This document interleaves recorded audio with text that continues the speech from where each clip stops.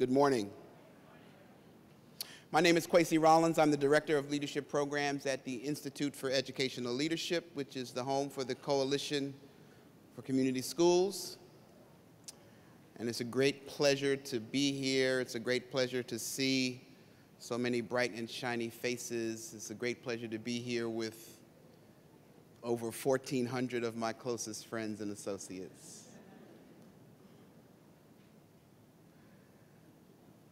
Most of us had a pretty full day yesterday. We had pre-conference workshops on a range of topics from principal professional development, principals in community schools, to challenges facing boys and men of color, grade level reading, community schools 101, systems building, systems scale up. And so we've worked hard. We had a wonderful opening yesterday with our young people. And while we often open these kinds of conferences with our young people kind of almost entertaining us, the truth is, if you were paying attention, the young people last night really were educating us.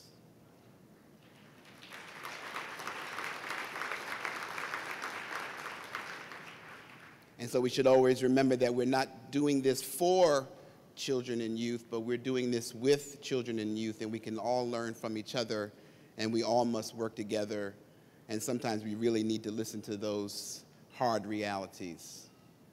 Everything from strange fruit to Brown versus the Board of Education to the almost deadly guidance school counselor lowering expectations. And of course, these are not new stories for most of you.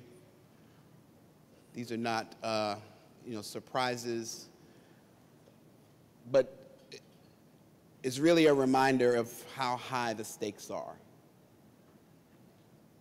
One of the good things about being here in sunny San Francisco with 1,400 of your closest friends, it's like a family reunion, and I come from a big family. I'm one of probably, on both sides of my family, almost 100 grandchildren.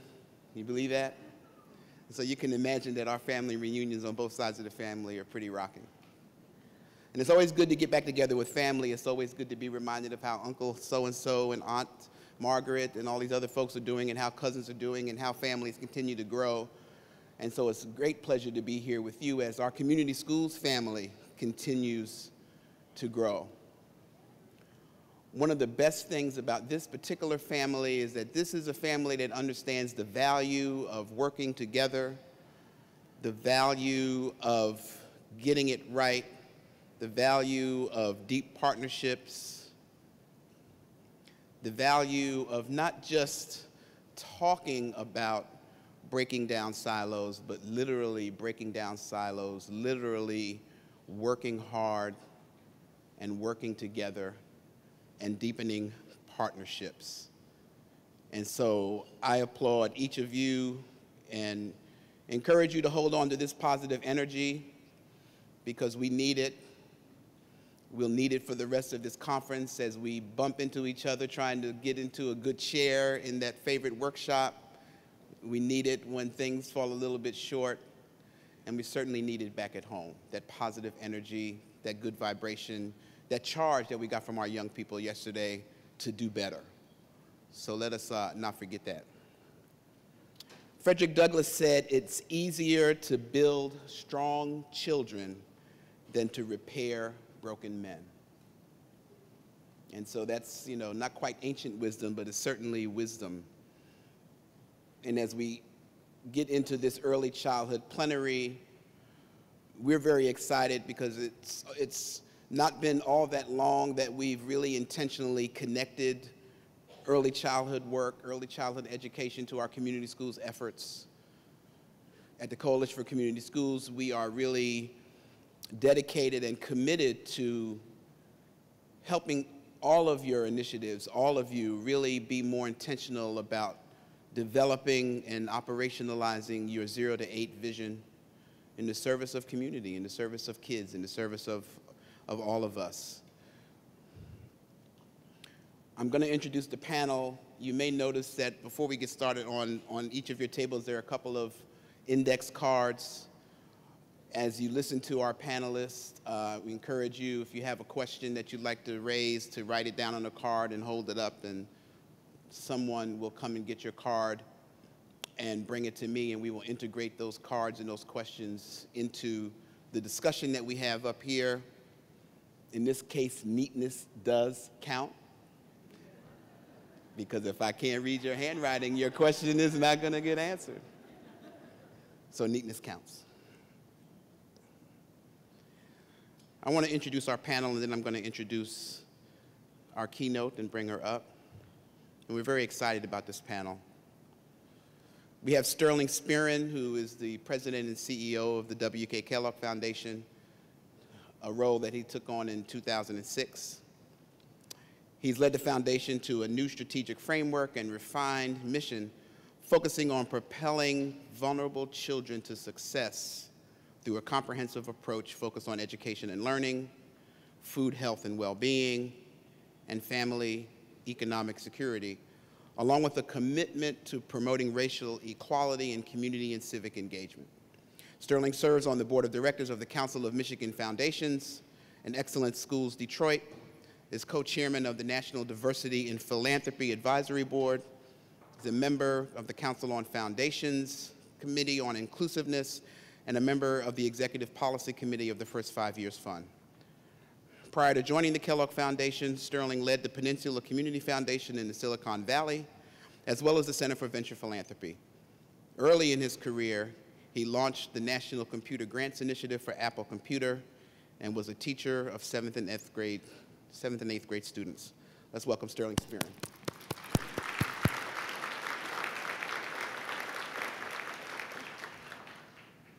Ruby Takanishi is president of the Foundation for Child Development. Her long-term interest is on how research on children's development can inform public policy and programs. Dr. Takanishi started as an assistant professor at UCLA's Graduate School of Education. She was founding executive director of the Federation of Behavioral, Psychological, and Cognitive Sciences, and also, as we work with our technology, back in 1992, and director of the American Psychological Association's Office of Scientific Affairs. Ruby was executive director of the Carnegie Council on Adolescent Development, an operating program of the Carnegie Corporation in New York from '86 to '96. She was also assistant director for behavioral and social sciences and education in the President's Office of Science and Technology Policy back in 1996. And replacing Ralph Smith, who had a last-minute, we'll call it a last-minute emergency, we're happy to have in his place the Honorable Barbara O'Brien. She is president of the Colorado Children's Campaign for the last 16 years. She was Lieutenant Governor of Colorado from 2007 to 2011, and she is the National Policy Director for the Campaign for Grade Level Reading. So let's give Ruby and Barbara a great big hand. And now for our keynote speaker, Ellen Galinsky, president and co-founder of the Families and Work Institute. She helped establish the field of work and family while at Bank Street College of Education, where she was on the faculty for 25 years. Her more than 45 books and reports include the highly acclaimed Mind in the Making, the 7 Essential Skills Every Child Needs, Ask the Children, and the now classic 6 Stages of Parenthood. She's published over 125 articles in academic journals, books, and magazines. Mind in the Making projects include professional development for early childhood educators, interactive learning opportunities for families. What I'm most excited about, 0 to 8 systems building within the context of community schools. A video series that highlights cutting-edge early childhood research, the development of materials for pediatricians, and small grants to diverse learning community partners. A leading authority on family and work issues, Ellen was a presenter at the 2000 White House Conference on Teenagers and the 1997 White House Conference on Child Care. She was a planner and participant at the March 2010 White House Forum on Workforce Flexibility and worked with the Women's Bureau of the Department of Labor on regional forums for flexibility that continued the work of that White House Forum. She has also served as the president of the National Association for the Education of Young Children, the largest professional group of early childhood educators in America. So please join me in welcoming Ellen Galinsky.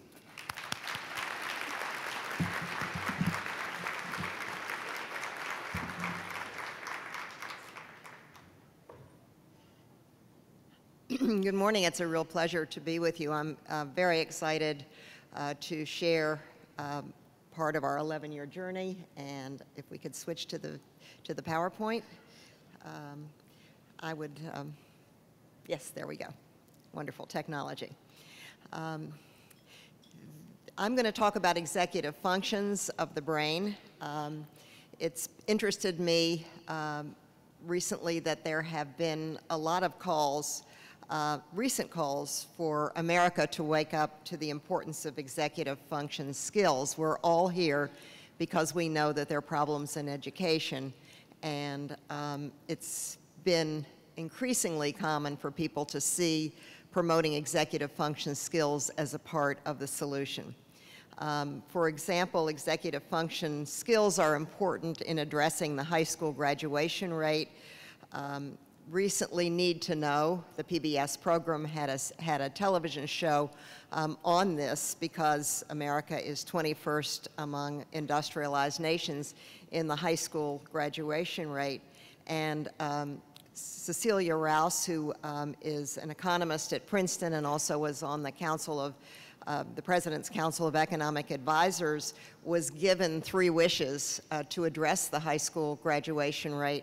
And one of them was that to promote executive function skills. She says when you talk to employers, they say that students and job applicants don't have the executive functioning kind of skills to be successful, to be able to function in today's workplace, and actually even called for a rethinking of curriculum, soup to nuts, that she feels that the curriculum that we have was based on the kind of competencies that we needed in the 20th century, but not necessarily the 21st century.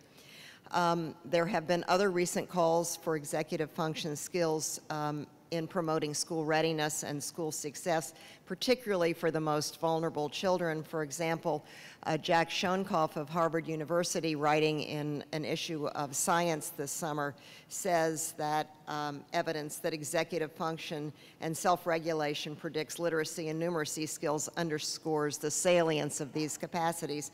And he is calling for interventions to promote these skills. In fact, wrote in one of the briefs that they do at Harvard on the Center for the Developing Child that executive function skills are building blocks for early development of both cognitive and social capacities. Well, I've spent the last 11 years trying to answer a question, which is, how do we keep the fire in children's eyes burning brightly? This came from not only the work that we do with employers. We do work with employers at the Families and Work Institute. In fact, 4 studies, nationally representative studies of employers in how they are responding to the changing economy, the changing workforce, and the changing workplace. And in those studies, we ask employers about what they see in new entrants to the workplace and workforce, and they say in these studies that there's a gap between the skills that new entrants to the workforce have and the kinds of skills that they need. For example, they think that young people have a fill-in-the-bubble mentality. They think that there is one right answer to a set question when knowledge is evolving so rapidly that there isn't necessarily one answer. They need out-of-the-box thinkers. They need creativity. Think about the Gulf oil spill as an example of the kinds of problems that employers, large and small, face all of the time, where it's not quite clear what the problem is, and they need the kind of critical thinking skills to get to the answer. But they also say that we are teaching children to compete with each other rather than to work together. And employers are increasingly actually evaluating employees on whether or not they can work well in teams.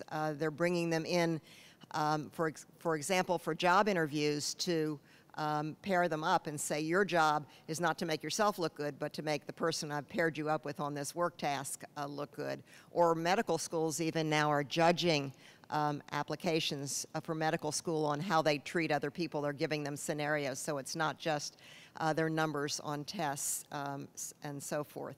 So I found in the 11 years that I've been out trying to answer the question, how to keep the fire in children's eyes. That question arose in me because I was getting ready to do a study on children and learning and found too many young people who had dropped out of learning, not just dropped out of school, but dropped out of learning. When I asked them to say why learning was important, they talked about all of the extrinsic reasons why learning was important. For example, that you could graduate, go to the next grade, get a job, be able to buy stuff and not be a bum on the street or flipping burgers. Now those are good reasons, but they leave out any intrinsic motivation for learning. And that goes along with a study that the University of Indiana did where they asked high school students why they went to school. And they said that they go to school to graduate, important reason. They go to school because it's the law. That one really knocked my husband out. They go to school to see their friends, and less than 40% say they go to school to learn. So in addition to the other problems that we all face, I think we have a dropout of learning phenomenon. And I think that as I went around the country, and as Kwesi said, we not only interviewed close to 100 researchers, but we filmed their research. I got the chance to wander across academic disciplines and talk to and read more than 1,000 studies, and that's what led me to write the book Mind in the Making, because I could see evidence that executive function skills were, if we promote them, they emerge on a developmental timetable, but if we promote them, that they make a difference in helping children thrive now and in the future, and you will see that in a moment. So what are executive function skills? One of my board members says it sounds like some guy in a pinstripe suit bossing you around in your head. They involve these following 4 capacities, which is being able to pay attention and to remember more than one thing at a time, and to think flexibly and not go on automatic, but do what you need to do to pursue your goals. And as children grow older, they also include reflecting, analyzing, planning, and evaluating. They bring together our social, our emotional, and our cognitive capacity. So let me share with you a video that defines executive function skills. Executive function is one of these broad umbrella concepts because it's defined behaviorally in terms of what it is that people do. What number comes after the number 10? It requires being able to keep information on mind. 11. Being able to remember the particular context, being able to think flexibly, and it requires being able to inhibit a tendency to do what one has done before. Executive functions are what you need when you have to concentrate, when things are difficult, when things are unusual, when things are changing. If you look at what predicts how well children will do later in school, more and more evidence is showing that executive functions actually predict success better than IQ tests. Typical traditional IQ tests measure what's called crystallized intelligence, which is mostly your recall of what you've already learned. What executive functions tap is your ability to use what you already know, to be creative with it, to problem solve with it. Is it going to go down? So it's very related to fluid intelligence, because that requires reasoning and using information. If you ask teachers what it is that they think is the most important determinant of whether or not children are going to perform well in the context of their classroom, They talk about children's ability to pay attention and to control their behavior, all the kinds of things that executive function, in terms of this deliberate, goal-directed problem solving, is important for. Executive functions involve the prefrontal cortex of the brain and several other brain regions that work in concert with the prefrontal cortex to make executive functions possible. This part of the brain is one of the last to develop, so executive functions emerge during the preschool years and into adulthood. They include a number of key aspects. There's working memory, which is holding information in mind and working with it. How many? 10. 10. Cognitive flexibility, being able to think about something in a new light. There's no more T there. He's replaced it with a H. Tell us the new word. Ha. Inhibitory control. So you want to inhibit distraction. There's also inhibition at the level of behavior. No one in the house but, no one in the house but me, I know. Where you want to resist doing what might be your first impulse, but would not be the most appropriate or the best thing to do in that moment. Simon says, put your finger on your nose. Because inhibitory control and the other executive functions are so critical to learning, researchers are looking at ways to help children improve them. And while executive functions emerge on a developmental timetable in children, their use must be promoted.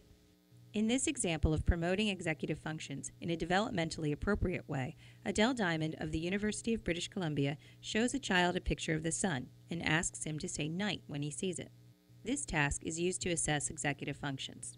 When she shows him a picture of the moon, he should say day or morning. What do you say when you see this? Day. Yes. And what do you say when you see this?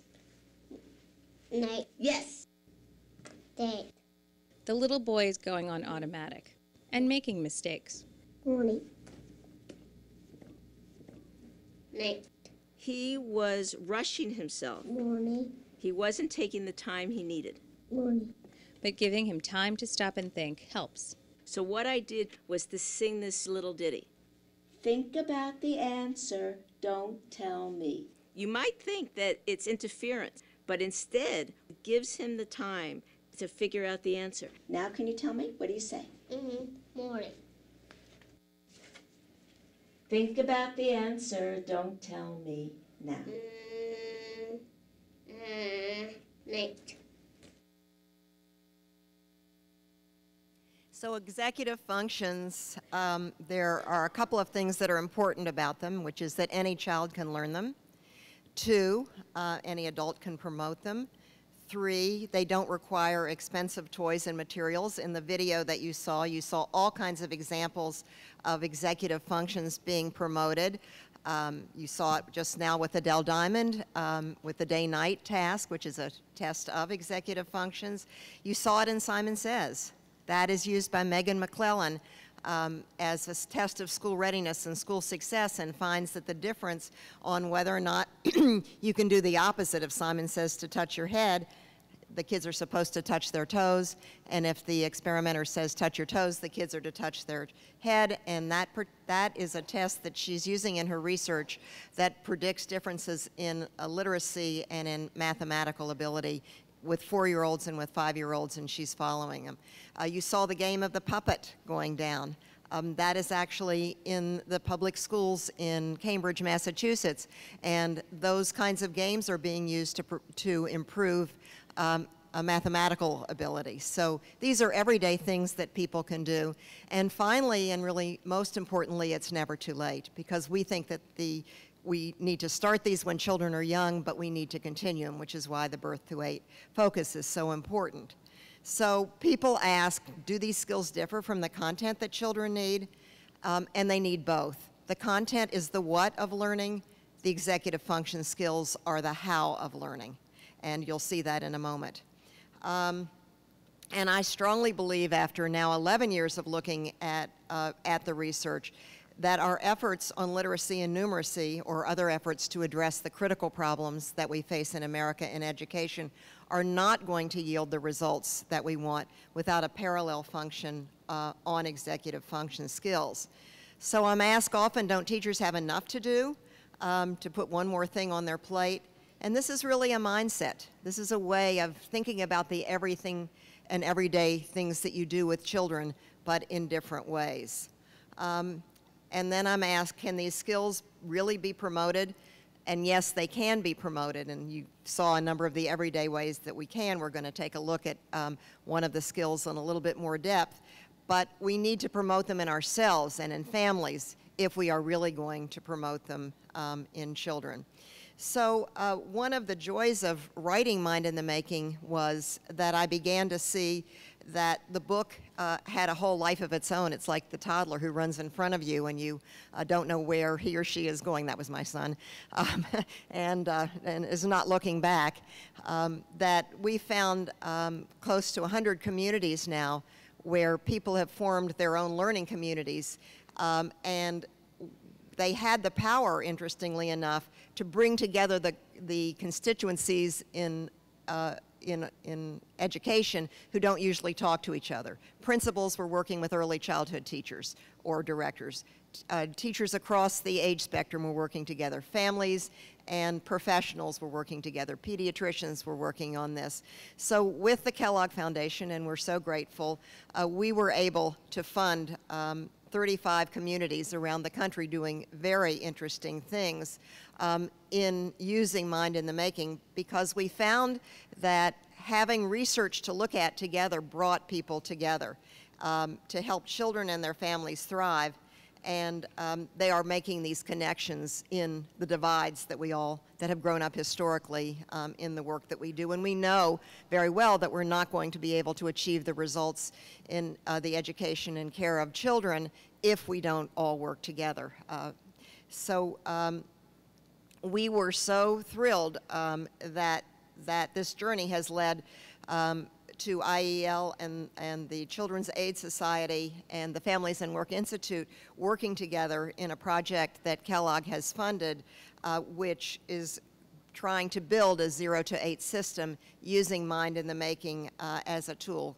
Kwesi talks about it as being very intentional. This is a tool that we can be very intentional about starting the conversations about creating a 0 to 8 system, bringing in early childhood and the elementary schools and the other services that families need, and then making that conversation real. So we have begun work in 3 parts of the country: Multnomah County in Oregon. We're in Tulsa, Oklahoma. Our colleagues are here with us doing that, and in New York City. And we're about to announce 3 more partnerships in the coming days. I'm here in the front row as Marietta Daniel Eckholz. She can wave her hand. She and Lois Vermilia are doing a session later on where you'll hear a lot more about this. Lois from New Mexico, where we're talking about our work in more depth. It's one of the afternoon sessions. It's in Salon 13. So those of you interested, I hope you will go on. I'm going to, in the meantime, give you a brief taste of executive function skills. I've identified 7 skills in this work. Focus and self-control, perspective-taking, communicating, making connections, critical thinking, taking on challenges, and being a self-directed, engaged learner. So I'm just going to give you a brief taste of the way we are doing this work with community schools. And it was very important for us to work with community schools because we feel that there needs to be a surround strategy, that you need to address families and children's needs for this kind of intervention to make a difference, and we're able to test it. We are very explicit about having learning goals and outcomes for each of the modules. We've developed 8 modules that we do, and all of them start with adults. We don't start with children, we start with us and how to promote these skills in ourselves. So I'm going to give you a little test of your executive function skills. Let's do focus and self-control. Your task is to count the number of times that the blue stars appear. So you ready? You're going to count the number of blue stars. Ready? Get set, go. Whoops, don't go.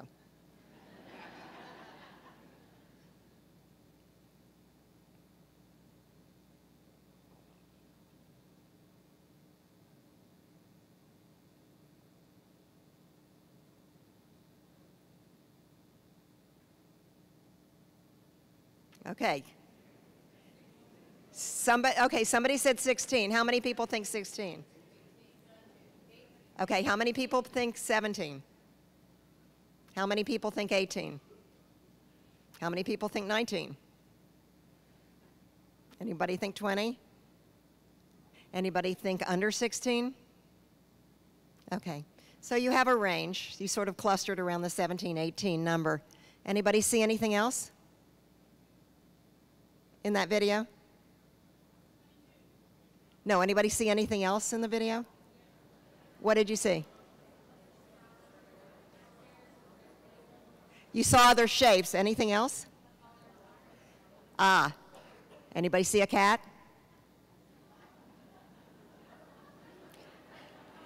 A little cat walked right across the screen. And you were so busy counting stars that you missed the cat.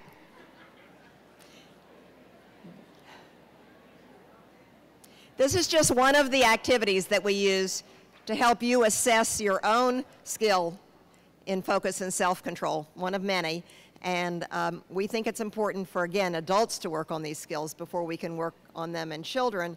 And that all begins with you. So in the modules that we've developed, we share the research with videos on how you can promote focus and self-control. Again, this is evidence-based, predominantly longitudinal studies that show how you can promote this skill. For example, building on what young children do to manage stimulation.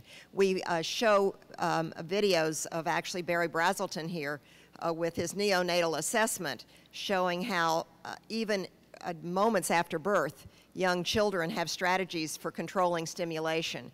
And he helps families use those strategies as a way of helping children bring themselves under control. Or the kinds of games that we were talking about. We share a lot of research on some of the tests of executive function and promoting focus and self-control that people do to promote these skills. I'm going to show you one last video because it shows that another strategy is helping children come up with their own ways of managing distraction and temptation. This is the marshmallow test.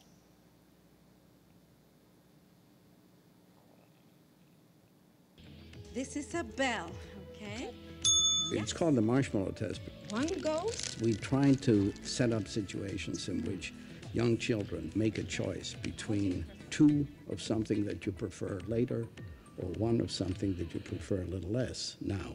If you had to choose, would you like to have one marshmallow? Yeah. Or would you like to have two marshmallows? The whole point of the experiment is to set up an intense conflict between the two. Now here's how we play this game.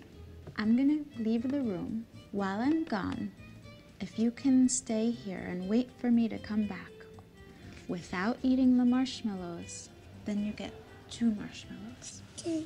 But if you don't want to wait, you can make me come back right away. The bell. By pressing the bell. But then you get 1 marshmallow, not 2 marshmallows. I won't ring the bell. You won't ring the bell? Okay. The conflict for the child is very heavy, is that about half will go one way and half will go the other. Oh, you made me come back. It's like a little window into willpower. 4 dilemmas that everybody faces. I wonder what's taking her so long. What we found is a very simple and direct way of measuring a competence that seems to make an important life difference. The longer they were able to wait at age 4, the better the ratings of their ability to control themselves and to pursue their academic and other goals. Please come back. The kids who are able to delay gratification are increasingly learning ways of managing frustration, ways of managing distress. In middle life, there's less drug use, higher educational level attainment, much less likely to have lowered self-esteem, to engage in bullying behavior with other people. correlations are clearly statistically significant, but that in no way means that a youngster who at age 4 didn't wait a long time is in any way doomed. Remember, it's never too late. Now, Walter Mischel has gone on not to deprive children of marshmallows as a way of teaching them this skill, but looking at what the children did. Did you see all the wonderful strategies that the kids had to manage waiting? He's teaching children those strategies as a way of promoting the skill of delayed gratification, focus, and self-control. We end the modules that we've developed, the 8 modules that we've developed and that we're piloting in these now soon-to-be 6 communities, with having everyone take the strategies that they've learned from research about themselves and about children and come up with some to try, and then they come back and say how they work. So they make their own activity book for children of different ages. So in the year that we've been doing this work, we've learned a lot of things, but one of the things that I would say is important is that if our intent is to try to move the notion of a 0 to 8, a birth to 8 system further, we have to be a lot more intentional about it. We've gotten to the stage of people having good conversations, and now we need to work together, to collaborate. I had the chance for the Committee for Economic Development to go back and interview the 3 gold standard early childhood programs creators or evaluators and ask them what they did that they thought was the most important in the long-term success that the Perry Preschool Project, Abecedarian, and the Chicago Child Family Parent Centers have had. And among the things that they said was that it was a system where different parts, there were systems where different parts collaborated. Yes, they started early, but yes, they continued what they did. So I'd like to close with a final word of hope, which is that we just finished doing the training of the trainers who are going out and taking this out in the community at the Children's Aid Society with Jane Quinn. And I said, next week I'm going to be here, as I am right now this morning, talking to a group of very important people. And what do you want me to say to them? So I'll quote one person. He said, you know, education today is a real burnout job. And what has happened to me by the joy of going back and looking at this research and thinking about myself and thinking about the children that we work with is that it's increased my motivation and it's given me hope. He said, I can remember why I went into this field. I can now see things again through the eyes of a child. Thank you very much.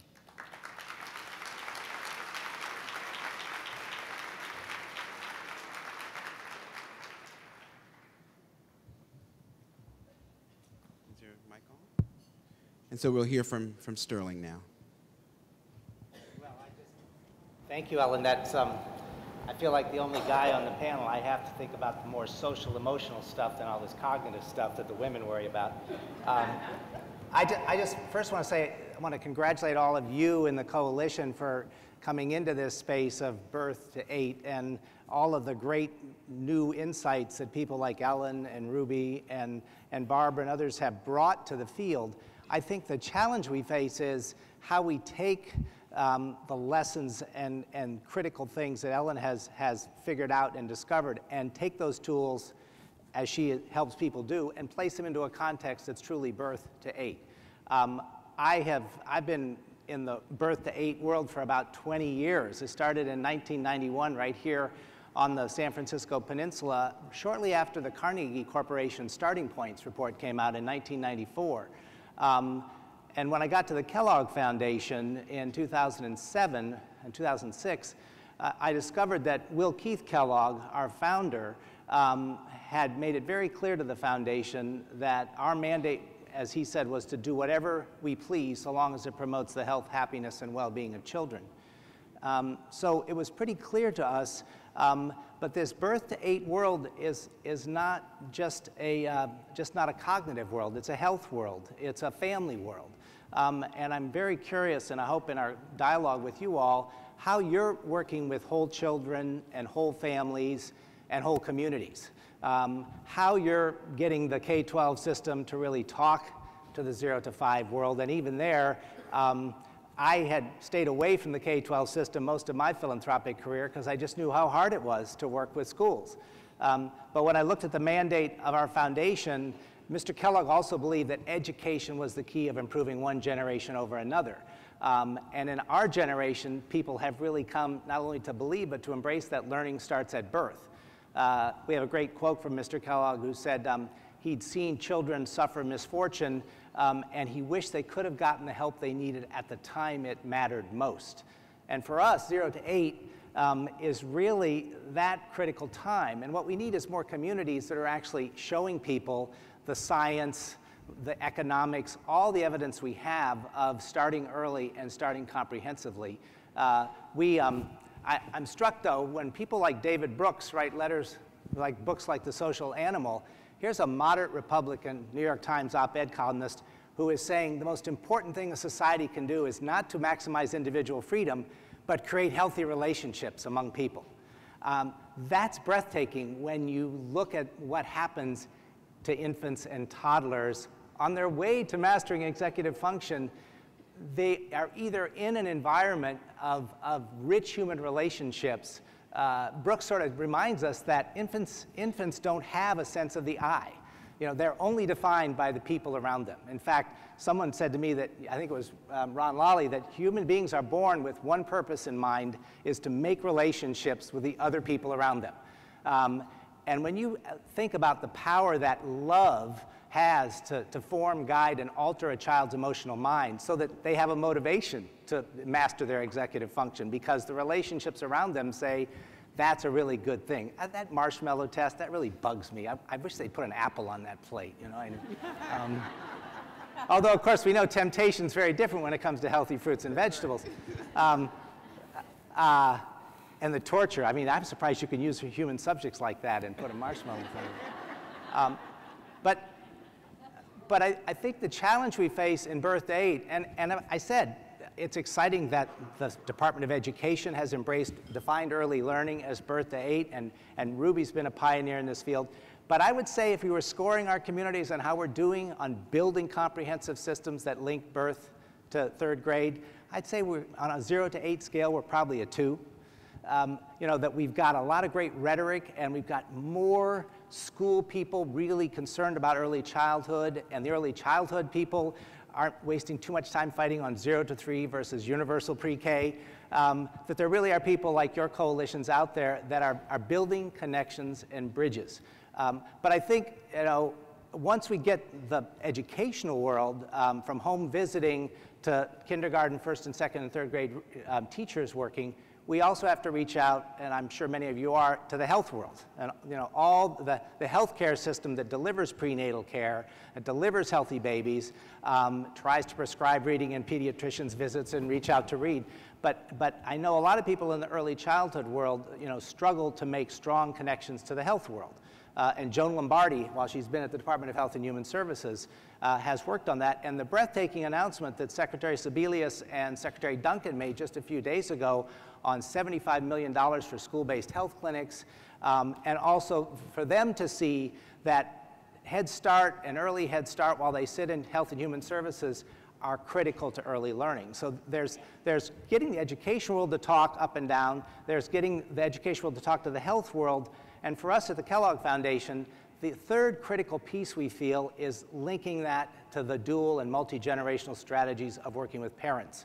And not just parents as parents, but parents as people who also might not have had the best early childhood experiences, struggle with their own executive function, and need to get back onto a life course of achievement and aspiration. So the dual generation strategies and having all of our work linked to the workforce development work and the community college and how we work with whole families on their path while we really take seriously that we're trying to interrupt the cycle of poverty for our kids. We know that if they walk into kindergarten ready to learn, they're going to be on a strong path. And if they hit 3rd grade on grade level, not just on tests on math and reading, but feeling like they love school and school loves them. And I'm in a lot of elementary schools, and I'm amazed at what elementary school teachers, I mean, they can't stop from hugging every little kid they see in the hall. And of course, you want them to be having great instruction and curriculum in the classroom. But I do think, I'll just end with, it's funny, you all work with youth and families from birth, probably cradle to career. When a foundation chooses to focus in early childhood or in the first 9 years of a child's life, the first thing you get when you go out into the real world is the people that are working with adolescents and teenagers saying, oh, so you don't care about the adolescents and the teenagers. And, well, of course we do. And no foundation can focus on every group of people at any given time.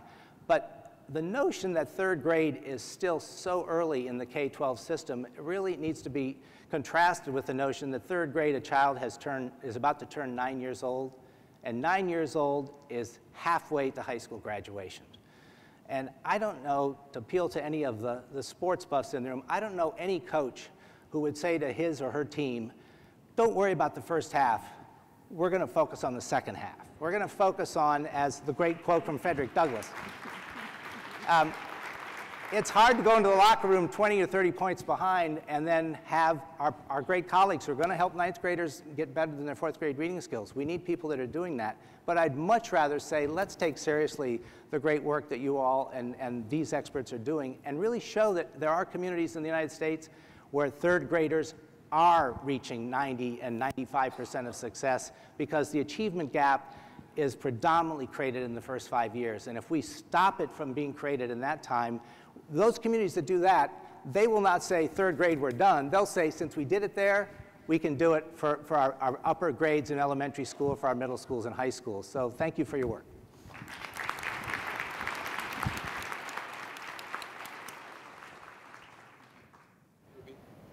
Oh, okay. I thought I was the third person, but it's okay. Yeah, well, I would say that I certainly agree with all of the things that Sterling has said, so I will try to add a few more thoughts of my own. As many of you know, about 10 years ago, the Foundation for Child Development, having for a few years promoted universal access to pre-kindergarten education, got into this sort of set of words called pre-K to third. Essentially what it means is that we started on some work to try to better connect and integrate early learning, which essentially was and in many places is still birth to 5, with K to 12 education. And we did this for a number of reasons. Certainly the scientific basis, which Ellen has in her work so clearly shared with everyone, that within the last 30 years or so, we know so much more about children's development, their brain development, their cognitive development, and social development. And I was, when Ellen showed the marshmallow video, I turned to Sterling and I said, Walter Mischel, he taught me abnormal psychology. Way back. But so we know so much more about children's development from infancy on than we have when we first started, let's say, the Head Start in 1965. We have this knowledge base about the enormous capacities of infants and toddlers and children to learn very early on, if not even before they're born.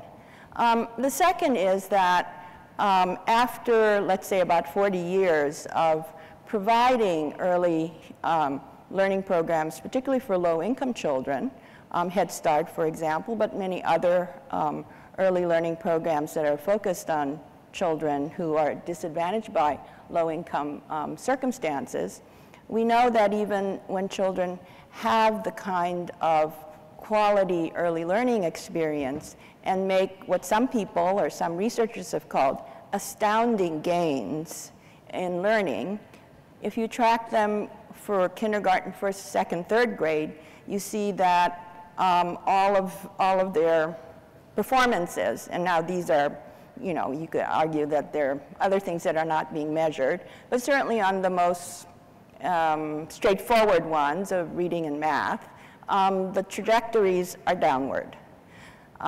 So it seems to suggest that you can have very high quality early learning programs, but if they're not sustained or followed by equally high quality elementary, middle school, and high school education, we are not going to have the kinds of educated, well-prepared individuals that we would want.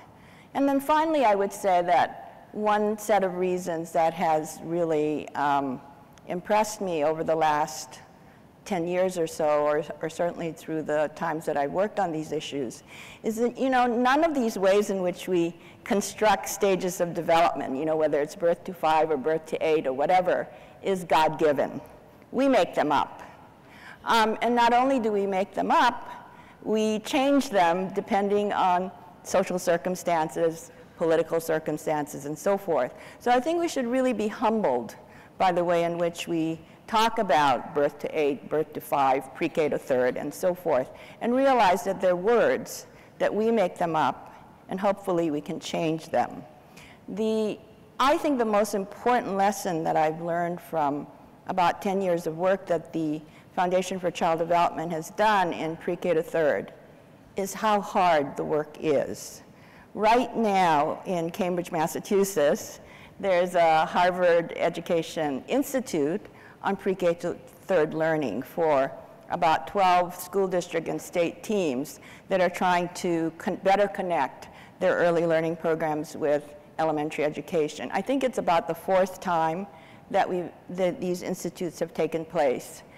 And one of the things we find is that while on the one hand it is highly encouraging that the Coalition of Community Schools, the National League of Cities, a number of organizations now have at their forefront efforts to integrate early learning and K-12 education.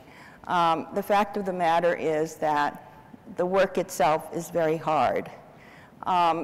It's hard because of the way in which we prepare teachers and principals in our higher education systems. So while this is changing, most places will train your early educators and your K-12 or elementary education teachers in at least 2 different schools or in 2 different ways or side-by-side programs. And efforts to try to create educator programs that, let's say, go from birth to 8 or go from 3 to 3rd or whatever kind of age span we decide to socially construct, has proven to be extremely difficult. We know that in order to do this kind of work, elementary school principals are absolutely essential to these efforts. But I know of very few higher education institutes or even alternative certification programs for principals that are preparing principals to do this. I think we have come through a period, I hope is coming to an end, of demonizing our educators. The fact of the matter is that we in our higher education institutions and we in our communities as citizens have not made the demands to change the way in which we prepare our educators, our teachers and principals, so that they can do the jobs that they truly want to do for children. So I want to just end by quoting Henry James. Henry James said, "We work in the dark, we do what we can, we give what we have. And the rest of it, I hope you will look up, because it shows how hard the work is." Thank you.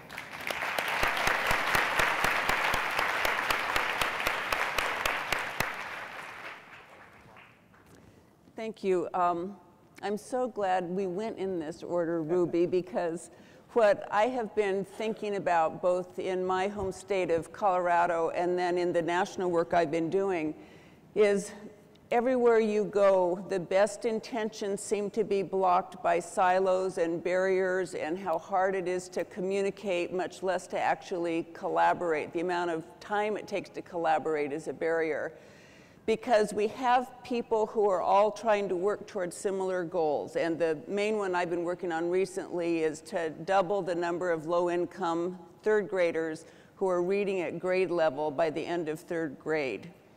But when you get into this, the divisions between the people who are really concerned about infants and toddlers, birth to age 3, or preschoolers or kindergarten and on up. It's not as if we don't all know that this is seamless for children, but the work to improve our little piece is so daunting that it's hard to really engage in helping our colleagues also be successful in the pieces that their passions have asked them to take out.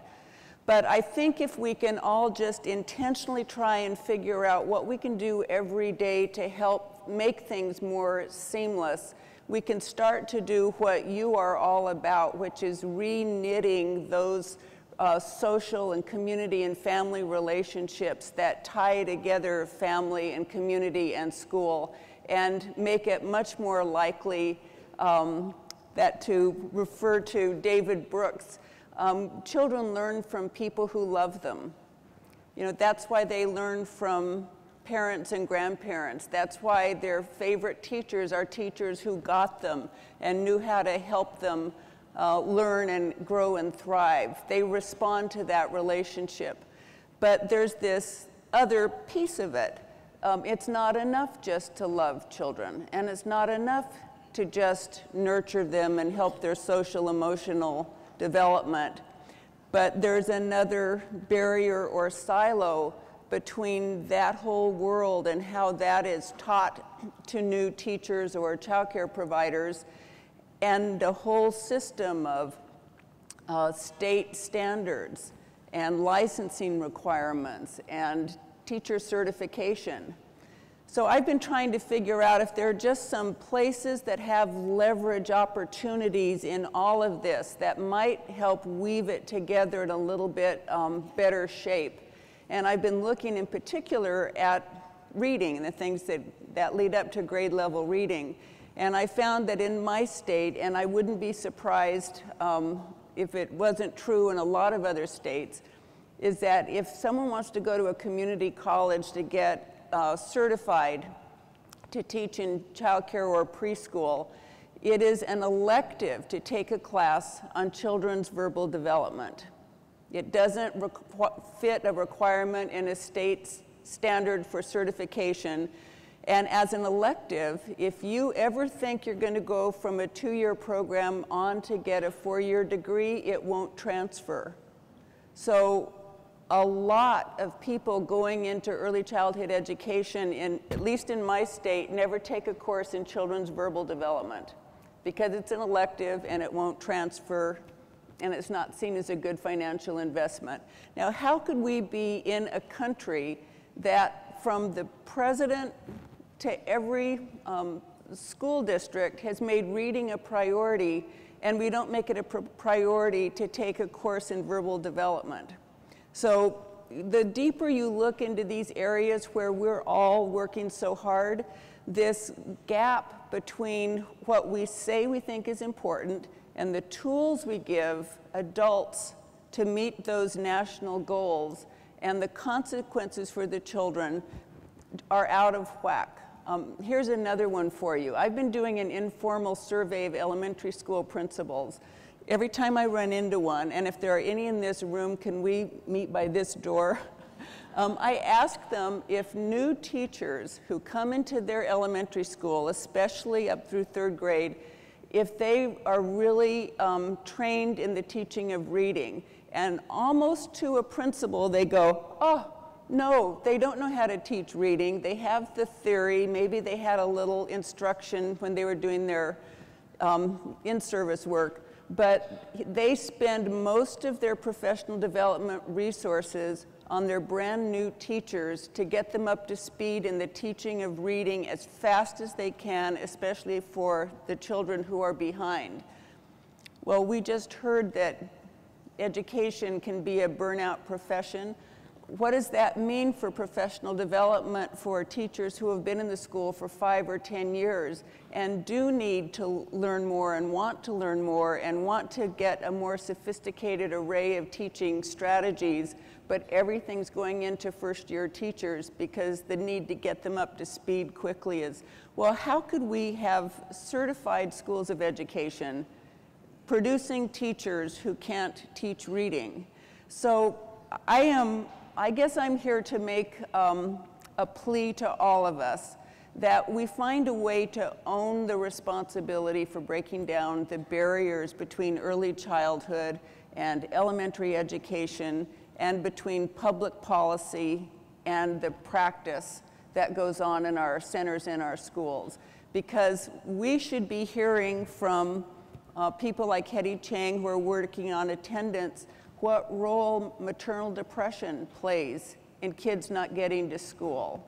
And is there something that people who work on policy can do to work on community-based mental health, especially for maternal depression and getting those kids into a good school? Is there something we can do to hear from you about the struggles teachers are having responding to particular needs of kids, and we can help translate that into how schools of education are certified, and you can let us know if you're seeing a difference in the spark of love of learning in the eyes of children. You know, are they learning to love to learn, or are they learning to get ready to fill out multiple choice bubbles? So this fight to make this an organic, connected, meaningful set of educational experiences for all kids and the adults in their lives. And it doesn't matter whether it's a home or a Boys and Girls Club or second grade, and it shouldn't matter if it's the principal or the school board or the state legislature.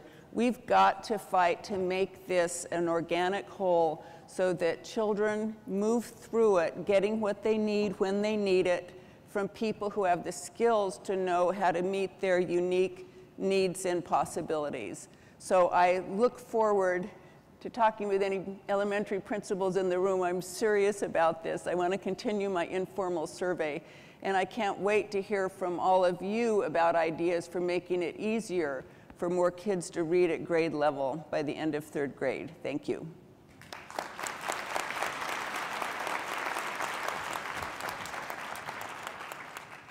Thank you. And so where to begin? Because we've heard some great information. We know that not only do we need to encourage executive function in our young people, but it turns out that most of my friends and colleagues also need a little bit of work with their executive functions, which I guess is proof that we should, in fact, be lifelong learners. But I guess the first question is, with so much, and Ruby, thanks for the way you framed that in terms of, you know, we make a lot of this up. And one of the things that's most difficult is having relationships. I mean, we stay in silos because it's just easier to work in silos sometimes, and yet the people we serve would benefit more by the extent to which we can really break those silos down and work together, which means not only do we have to learn how to work together, we have to learn how to get along, we have to learn how to love each other. And for those folks out there, and let me just have a show of hands. How many principals do we have in the audience? Can you raise hands? Lots of principals.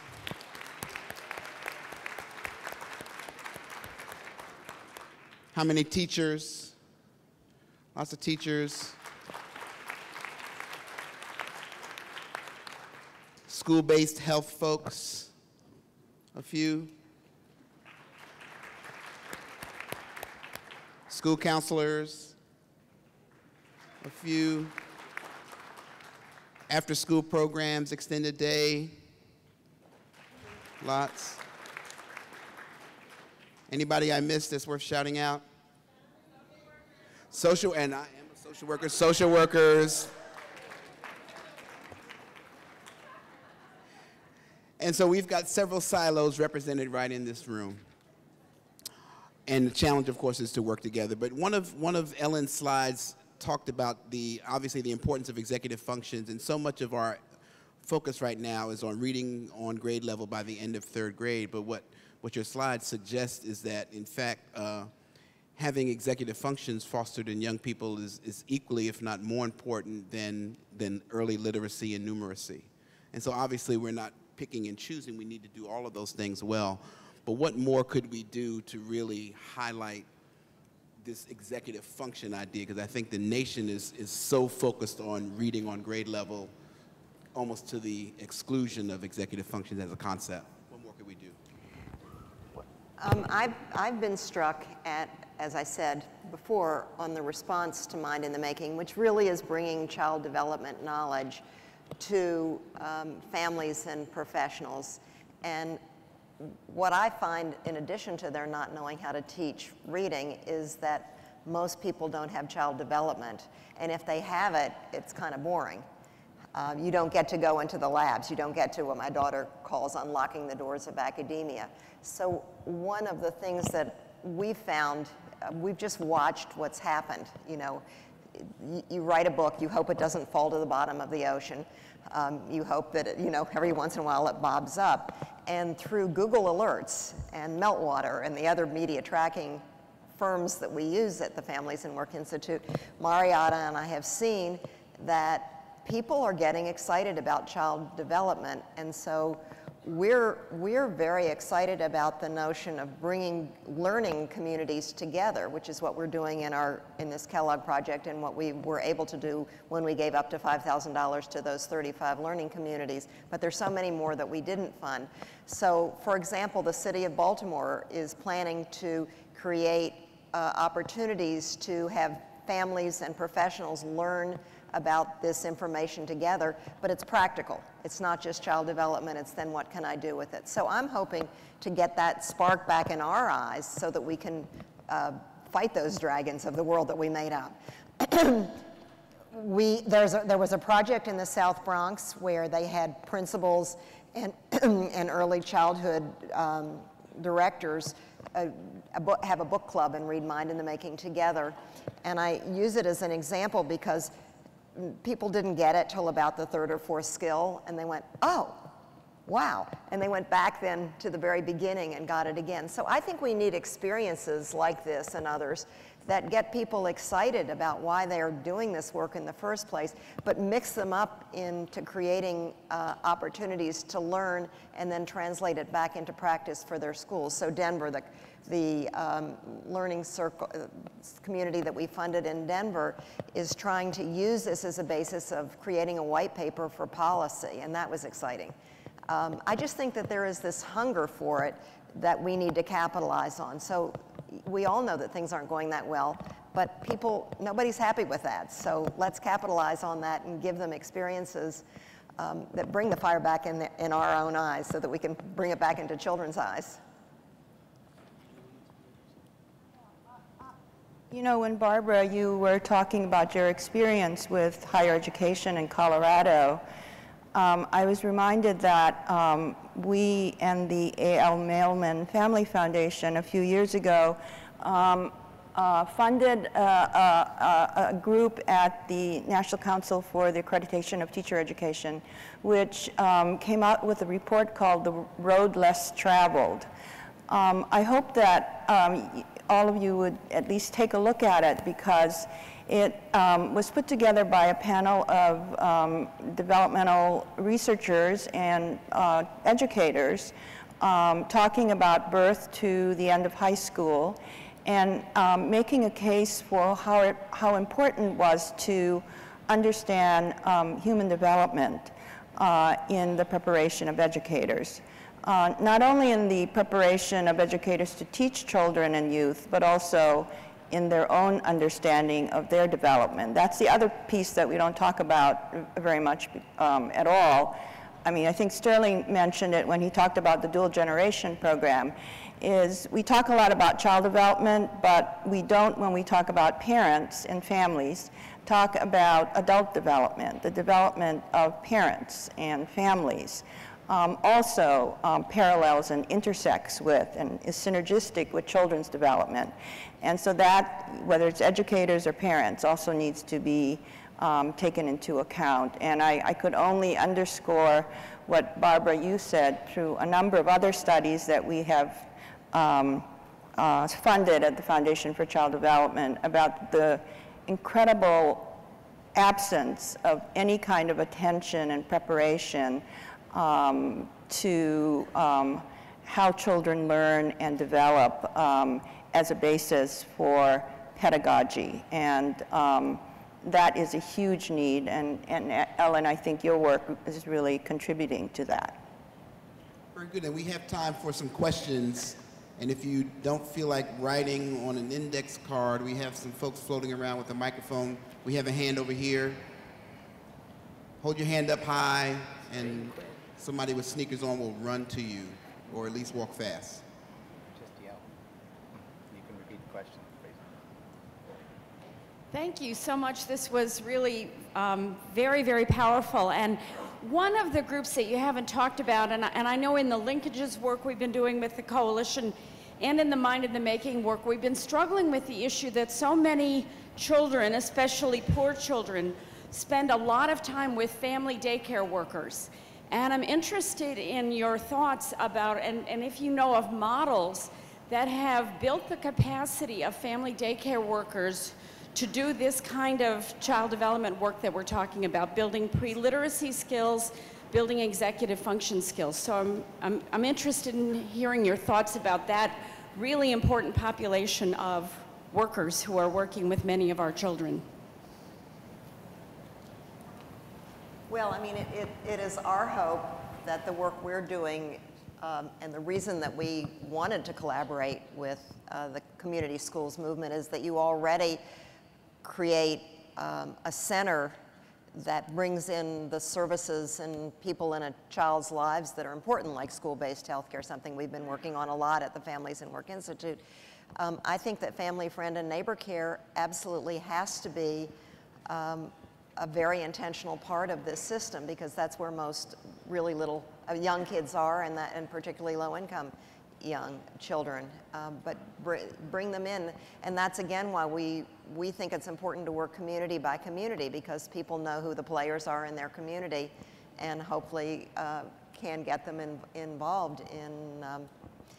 They want to learn. We've done an awful lot of research on family child care and family, friend, and neighbor care at the Families and Work Institute, and you know, they want to be a part of it. They don't want to be put down as, you know, as the low people on the totem pole, you know, but they want to be a part of it, by and large. And I'll just add to that I think there's a real issue about creating trust in communities, especially working with family who are taking care of each other's children, and especially if there's an issue around documentation in the family. And we're finding that the hunger for information is there, but the fear of jeopardizing someone in the family who might not have all the paperwork they need is a real barrier. And I think continuing to deal with safety and trust is going to be a big part of how we go forward.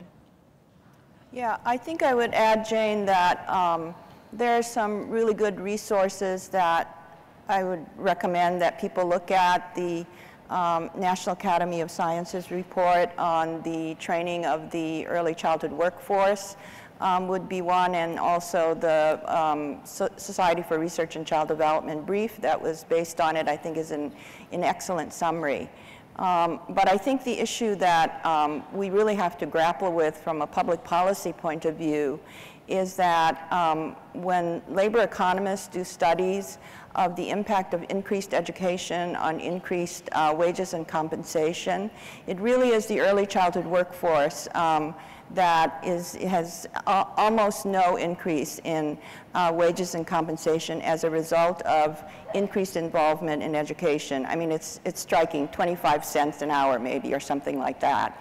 So we have a situation where we are demanding more of people who work with young children, and I'm in total agreement with that. But the dilemma that we face is that once people make those sacrifices, and they are sacrifices, to gain more knowledge about how to work with children based on the development, their income, which is already too low, doesn't increase very much, and we really have to do something about that.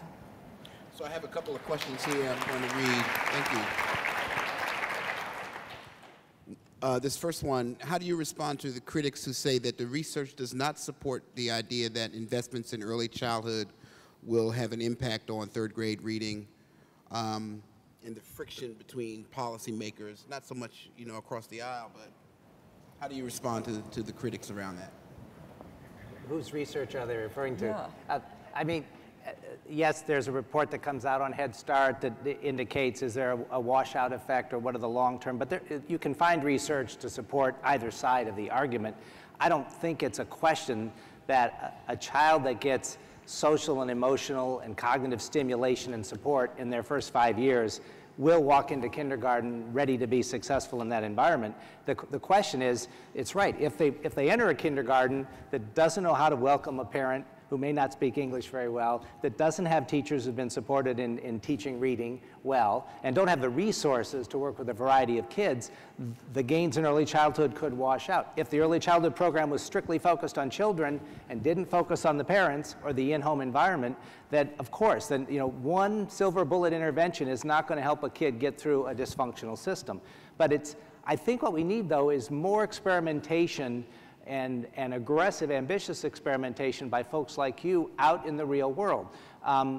There aren't enough people, to Barbara's point, so we know the correlation of a parent sharing books with children starting at 6 months with an infant on your lap highly correlates to conversations and verbal dialogue between parents and adults, and children fall in love with books and stories and pictures.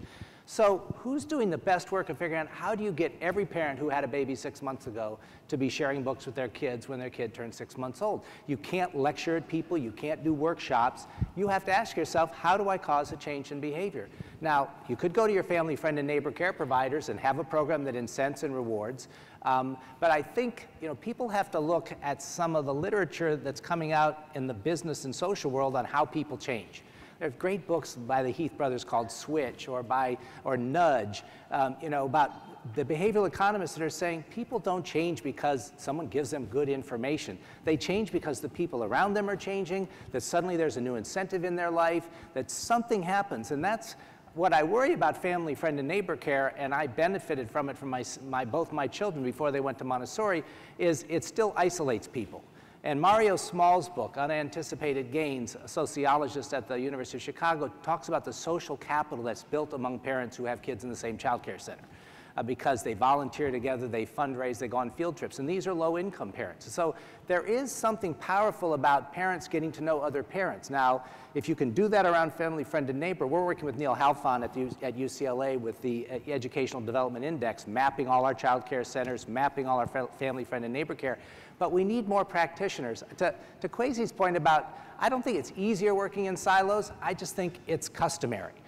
But once people, and I bet you all are doing this, once people start working across their specialties or their expertise, because it's the county and it's the school and it's nonprofits and it's child care providers, suddenly they say, this is such a better way to work. I know when we recruit new program officers at the foundation said, you might be coming from education, but if you don't understand food and breastfeeding and early childhood and family economic development, then you won't want to work here.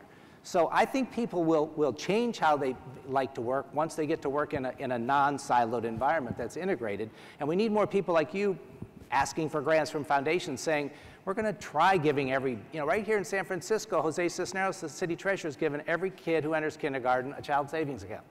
Now, I think it's only $100, maybe $200 for every kid on a free and reduced lunch. I feel that's too late. Every kid at birth ought to have a child savings account. And their parents ought to say, wow, I got $500. What do I need to do to build that to $5,000 by the time my child walks into kindergarten? So more people should be experimenting with rewarding and incenting and grouping people together in new behaviors that individual social workers or home visitors are not going to be able to do by themselves. And so I asked for questions, and now I have about 1 million of them, and only time for one or two more. But one question that's worth addressing is one of the manifestations of our focus on literacy and numeracy is kind of as the questioner calls it, a new obsession with STEM. And so how does all of that fit into this?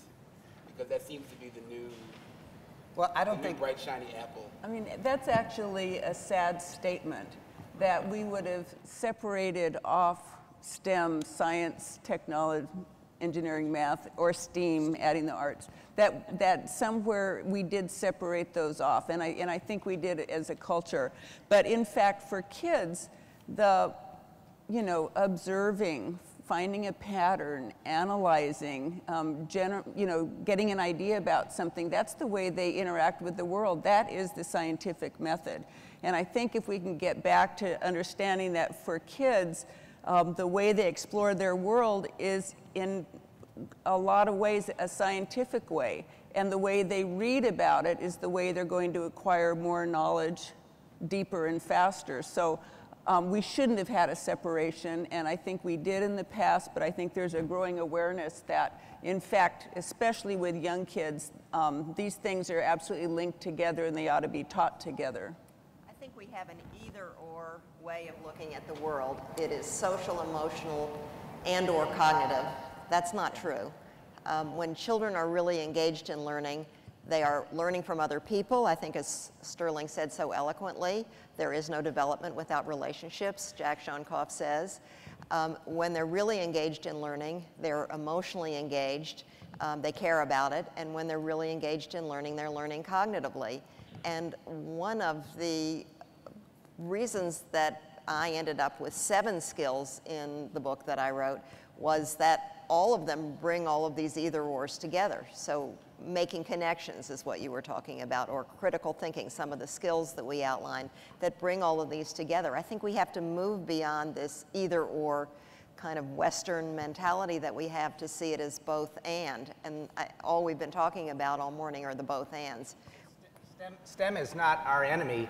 And if you look at what 3rd graders are doing in robotics in our elementary schools, it's not a STEM project. It's just program-based learning, and it's gender neutral. I have seen groups of boys and girls, they are just totally fixated on making these robots go in the right way, and they've got to figure out math and science and reading. So that's just another platform to their continuous learning. And when they get to be junior high, they'll do maybe more social studies-based learning. But I'm thrilled with how robotics has sort of re-excited the teaching. It's not just science, but in elementary school project-based learning. Yeah, and I'd like to really address the whole issue of literacy, because literacy has gotten very narrowly defined to reading.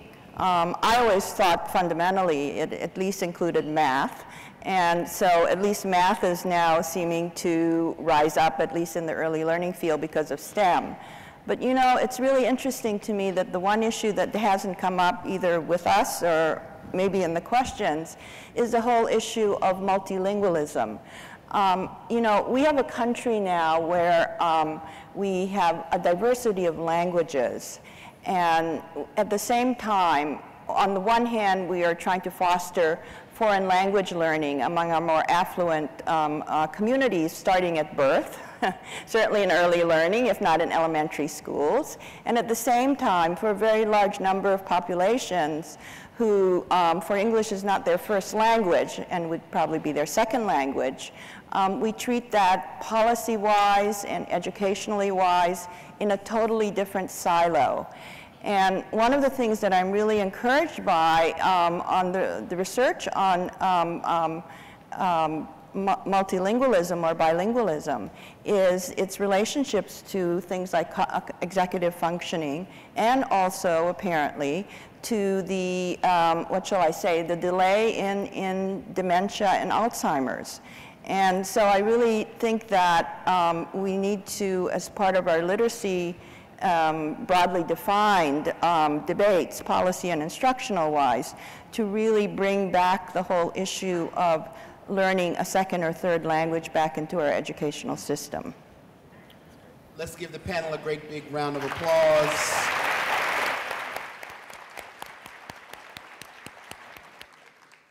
And I have a few announcements to make before you go on your break, although one final question to Ellen, critically important.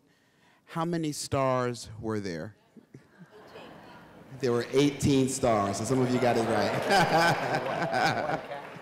Very good. So just a few announcements before you go to your break. The mini plenary teachers, schools, and communities, a winning combo, has moved to the club room on the 2nd level. The mini plenary, which is your next session after break beginning at 10:15. Teachers, schools, and communities, a winning combo, has moved to the club room on the 2nd level. Site visit meeting times are posted outside of the registration area. You'll be meeting on level 2 in the atrium. Don't forget to tweet about the forum. You have that information in your booklet at CCS Forum 2012. There's a small group that would like to continue some thoughts and talk about Joy Dreyfus that is hosting a discussion in Salon 6 at 5:30. And tonight there's a screening of the movie First Generation. It begins at 6:30 p.m. right in this room. Please pick up your free ticket at registration. Go forth and enjoy. Thanks again.